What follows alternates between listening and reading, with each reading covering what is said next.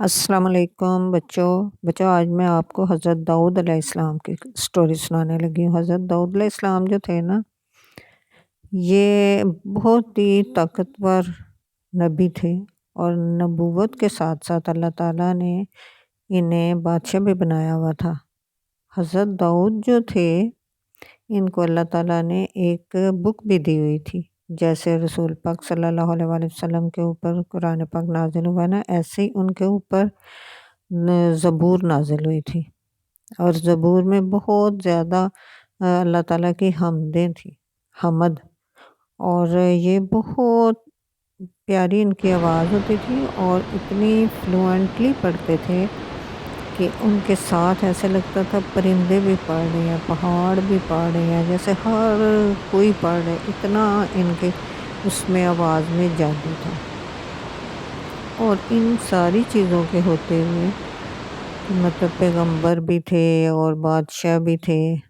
لیکن وہ اللہ تعالیٰ کی عبادت بہت کیا کرتے تھے۔ ایک دن روزہ رکھا کرتے تھے، اور ایک دن جو ہے وہ ویسے گزارتے تھے، اور ایک رات وہ عبادت کیا کرتے تھے اور ایک رات سویا کرتے تھے۔ اور لیکن نہ یہ اپنے بیت المال یعنی کہ گورنمنٹ سے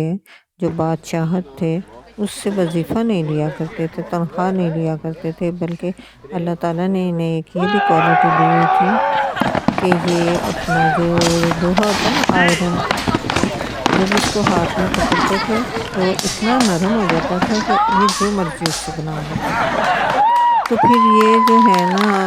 اس سے لوہے سے زرہیں بناتے تھے۔ زرہ کیا کہ جو لباس ہم جنگ کے دنوں میں پرانے زمانے میں لوگ پہنا کرتے تھے نا، تاکہ انہیں سوارڈ وغیرہ، تلوار وغیرہ کا نشان نہ لگے یا کٹ نہ آئے، تو اس لیے اوپر سے پہنتے تھے، یہ وہ بنایا کرتے تھے۔ اور اس سے جو پیسے ملتے تھے، یہ صرف اس پیسے کو خرچ کر کے اپنے گھر کا بھی اور اپنا بھی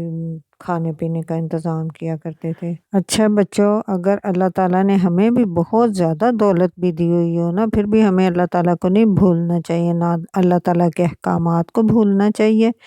اور نہ ہی ہمیں بدتمیزی کرنی چاہیے، بلکہ اللہ تعالیٰ کی عبادت کرنی چاہیے۔ اچھا بچوں، آج کے لیے اتنا ہی، انشاءاللہ پھر